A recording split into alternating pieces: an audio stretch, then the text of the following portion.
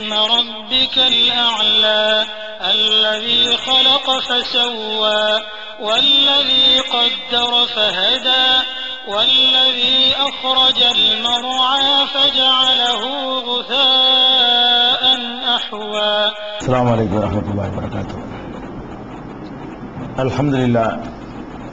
الحمد لله نحمده ونستعينه ونستغفره ونؤمن به ونتوكل عليه ونعوذ بالله من شرور أنفسنا ومن سيئات أعمالنا من يهده الله فلا مضل له ومن يضلله فلا هادي له وأشهد أن لا إله إلا الله وحده لا شريك له وأشهد أن محمدا عبده ورسوله أما بعد. கண்ணியத்திற்குரிய எல்லாம் வல்ல அல்லாஹ் ஜல்ல ஷானஹு தஆலாவின் நல்லடியார்களே, அல்லாஹுடைய பேரருளால் புனிதமிக்க ரமலான் மாதத்தின் முதல் நாளை நாம் எல்லாம் அடைந்திருக்கிறோம். இந்த ரமலான் மாதத்திலே இஸ்லாத்தின் பெயரால் கட்டுக்கதைகள் என்ற தலைப்பின் கீழ் இந்த மாதம் முழுவதும் தொடர் சொற்பொழிவு நிகழ்ச்சிக்கு ஏற்பாடு செய்யப்பட்டிருக்கிறது. நபிகள் நாயகம் ஸல்லல்லாஹு அலைஹி வஸல்லம் அவர்கள்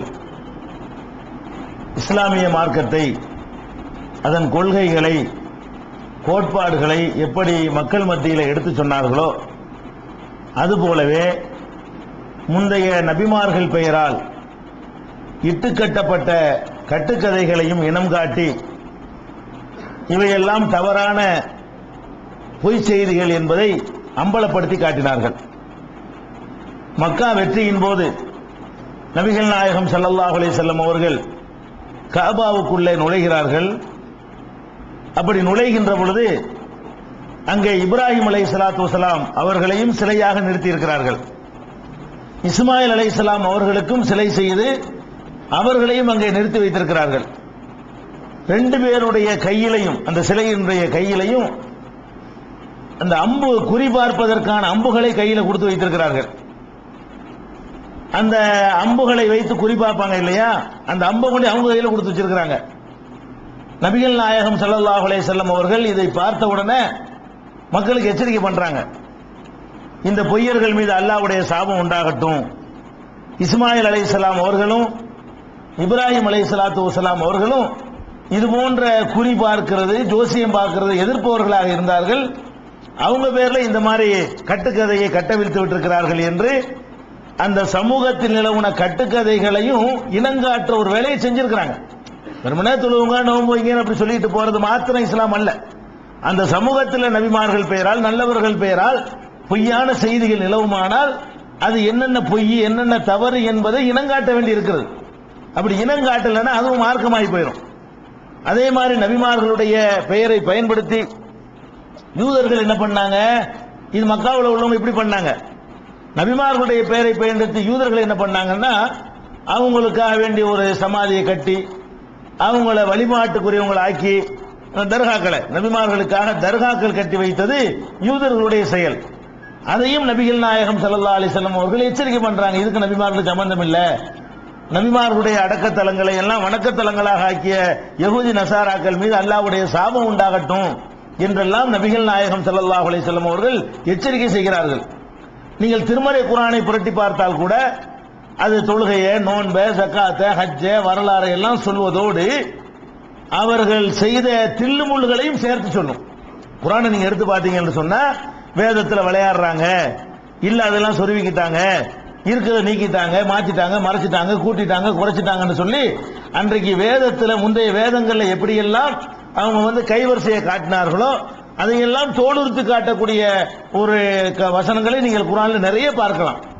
அப்ப திருமறை குர்ஆனுடைய அல்லாஹ்வுடைய அந்த நடவடிக்கை எடுத்து பார்த்தாலும், அவனால் அனுப்பப்பட்ட தூதருடைய நடவடிக்கை எடுத்து பார்த்தாலும், அன்றைய சமூகத்தில் நுழைக்கப்பட்ட பொய் செய்திகளை, கட்டுக்கதைகளை களை எடுப்பதற்கும் முக்கியத்துவம் கொடுத்திருக்கிறார்கள். அல்லாஹ்வும் கொடுத்திருக்கிறான், அல்லாஹ்வுடைய தூதரும் கொடுத்திருக்கிறார்கள். அந்த அடிப்படையில் தான் நமக்கு இஸ்லாம் என்ற பெயரில், வரலாறு என்ற பெயரில், செய்திகள் என்ற பெயரில் நிறைய தவறான ஒரு கட்டுக்கதைகளை சொல்லி தந்திருக்கிறார்கள். அதையெல்லாம் சொல்வதற்கு ஒரு மாதம் போதாது, அவ்வளவு இருக்கு கட்டுக்கதைகள். இருந்தாலும் சில எப்படியெல்லாம் கட்டுக்கதை என்பதை நீங்க இந்த ஆய்வு கண்ணோட்டத்தை கவனித்து விட்டீர்களே ஆனால் சொல்லுகிற ஒவ்வொரு கட்டுக்கதையும் நீங்களே கண்டுபிடிச்சிக்கலாம். சில அடிப்படையான விஷயங்களை நம்ம ஆழமா பதிய வச்சிருந்தோம்னா இது கண்டிப்பா இருக்காது, இது பொய்யாத்தான் இருக்கும், இது கட்டுக்கதையா தான் இருக்குன்னு நீங்க வழங்கிக் கொள்ளலாம். அதனால இந்த சமூகத்தில் நிலவுகிற கட்டுக்கதைகளையும் நம்ம இனம் கண்டு அதை நம்ம ஒரு மார்க்கம் நினைத்து கொண்டு போயிடக்கூடாது என்பதற்காகத்தான் இந்த தலைப்பு. குர்ஆன் சொன்ன அடிப்படையில் அதுக்கு அடிப்படை இருக்கு, குர்ஆன்லயும் சொன்னாலே அடிப்படை இருக்கிறதுனால இதை தேர்ந்தெடுத்திருக்கிறோம். இந்த கட்டுக்கதைகள்ல ஒரு கட்டுக்கதை என்னன்னு கேட்டா, ரொம்ப பிரபலமாக ரொம்ப பரவலாக சொல்லப்படுகிற கட்டுக்கதை, சில நபிமார்கள் சில பெரியவர்கள் அவர்கள் இறந்து போன அந்த நபிமார்களும் பெரியவர்களும் இன்றைக்கும் உயிரோடு இருக்கிறாங்க அப்படின்னு ஒரு கட்டுக்கதை நம்ம சமூகத்தில் நிலவுகிறது. தமிழக முஸ்லிம்கள் மத்தியில, இந்திய முஸ்லிம்கள் மத்தியில, உலக அளவில் உள்ள மார்க்கறிவு இல்லாத முஸ்லிம்கள் மத்தியில, இந்த நூற்றாண்டு முஸ்லிம்கள் மத்தியில, ஒரு 1000 வருஷத்துக்கு முந்தி வாழ்ந்த முஸ்லிம்கள் மத்தியில கூட இந்த கதை இருக்கிறது. எந்த கதை? 4 நபிமார்கள் உயிரோடு இன்னும் இருந்துகிட்டு இருக்கிறாங்களாம். 4 நபிமார்கள், 2 பேர் தரையில் இருக்கிறாங்களாம், தரையில உயிரோடு இருக்கிறவங்களாம். 2 பேர் ஆகாயத்தில் உயிரோடு இருக்கிறாங்களாம். அந்த கதையை உங்களுக்கு கேள்விப்பட்டிருப்பீர்கள்.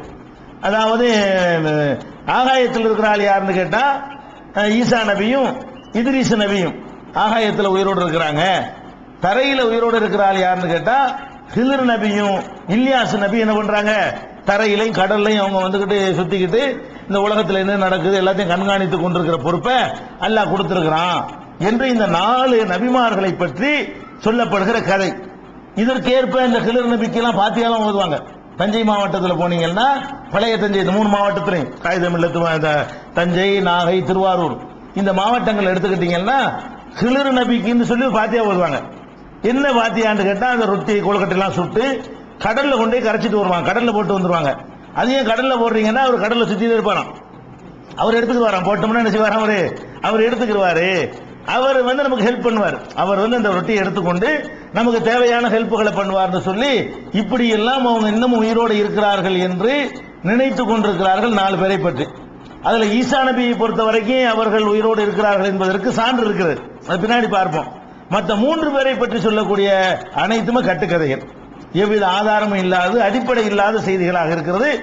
அதான் இன்றைய கட்டுக்கதையும் எடுத்துக்கொள்ள போறோம். இந்த 3 பேர் உயிரோடு இருக்கிறாங்களா, இருக்கிறாங்க என்று சொல்வதற்கு எது அடிப்படையாக இருந்தது, அவங்க இல்லை உயிரோடு இல்லை என்பதற்கு என்ன ஆதாரம், இந்த செய்திகளை தான் நம்ம இன்றைய தினத்தில் முதல் நாள்ல எடுத்துக்கொள்ள போகிறோம். இப்ப இத்ரீஸ் அலைஹிஸ்ஸலாத்தை பொறுத்த வரைக்கும் அவர்களை பற்றி திருமறை குர்ஆன்ல 19வது அத்தியாயம் மரியம் என்ற அத்தியாயத்தில் 56, 57 இந்த 2 வசனங்கள்ல சொல்லப்பட்டிருக்கு ஒரு செய்தி. என்ன சொல்லப்பட்டிருக்குன்னா, வதுக்கூர் ஃபில் கிதாபி இத்ரீஸ், இந்த வேதத்திலே இத்ரீஸையும் நினைவு கூறுவீராக, இத்ரீஸை பற்றியும் நினைத்து பார்ப்பீராக. நபிகள் நாயகத்துக்கு அல்லாஹ் உத்தரவு போடுறான். இன்னஹு கான சித்தீகன் நபியா, அவர் ரொம்ப உண்மை சொல்லக்கூடியவராகவும் அல்லாஹ்வுடைய நபியாவும் இருந்தாரு. இந்த வேதத்தில் அவரை பத்தி கொஞ்சம் நினைச்சு பாருங்க, அவர் நபியாவும் இருந்தாரு, உண்மையாளராகவும் இருந்தாரு. இது 56வது வசனம். அடுத்த வசனம், ரஃபஅனாஹு மகானன் அலியா, அவரை உயரமான இடத்திற்கு நாம் உயர்த்தி கொண்டோம். இதுதான் பாயிண்ட். அவரை உயரமான இடத்துக்கு உயர்த்தி கொண்டோம்னு, உயரமான இடத்துக்கு உயர்த்துறதுன்னா அவரை அல்லாஹ் உசுரோட கொண்டு போய் வச்சிருக்கிறான், அதான் அர்த்தம். இந்த இதை வைத்துக் கொண்டுதான் கற்பனை உண்டாகுது.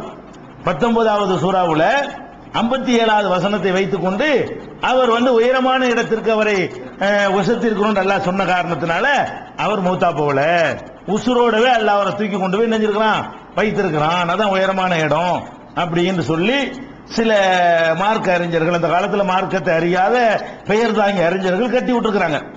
அதுக்கு தோதுவா என்ன செய்யறாங்கன்னு கேட்டா, ஒரு கதை. அந்த இத்ரீஸ் நபி எப்படி அவர் எங்க இருக்கிறாரு, இந்த ஒரு வசனம் தான் குர்ஆன்ல இருக்கிற வசனம், மற்றதெல்லாம் கதை. எப்படி கதை கட்டுறாங்க, அந்த கதையை விளங்கிட்டாதான் அதுக்கு தவறான எப்படி தவறுன்னு விளங்கிட முடியும். அவர் என்ன பண்றாராம், மலக்குல் மௌத் வர்றாராம் இத்ரீஸ்கிட்ட, உயிரை வாங்கக்கூடிய மலக்கு இருக்காருல்ல, அவர் வந்தவனே என்ன செய்யறாராம், இத்ரீஸ் கேட்கிறாராம், எனக்கு என் உயிரை எடுத்துட்டு திருப்பி கொடு. ஏன்பா அப்படி உயிரை எடுக்க சொல்லி திருப்பி கொடுக்க சொல்ற? இல்ல மரணம்டா என்னன்னு நான் விளங்கி விட்டால் நல்லா நான் இபாதத்தை அதிகமா செய்வேன்ல அப்படின்னு சொன்னாராம். அவர் சொன்னாராம், இந்த அதிகாரம் எனக்கு இல்ல, அல்லாஹ் தான் இதை டிசைட் பண்ணணும் அப்படின்னு அவர் சொன்னாராம். உடனே அல்லாஹ்ட்ட இருந்து ஆர்டர் வந்துருச்சான், இதெல்லாம் எவன் உட்கார்ந்து பார்த்துருந்தா நமக்கு தெரியல. இப்படிலாம் ஆடுறவனா குரான்ல இருக்குன்னு இல்லைன்னு ரசூல் ஸல்லல்லாஹு அலைஹி வஸல்லம் சொல்லணும். சும்மா என்னமோ பக்கத்தில் உட்கார்ந்து பார்த்துட்டு இருந்த மாதிரி எழுதிச்சுக்கிறாங்க. அல்லாஹ்ட்ட இருந்து உத்தரவு வந்துச்சா? என்ன உத்தரவு? மலக்குல் மௌத்தே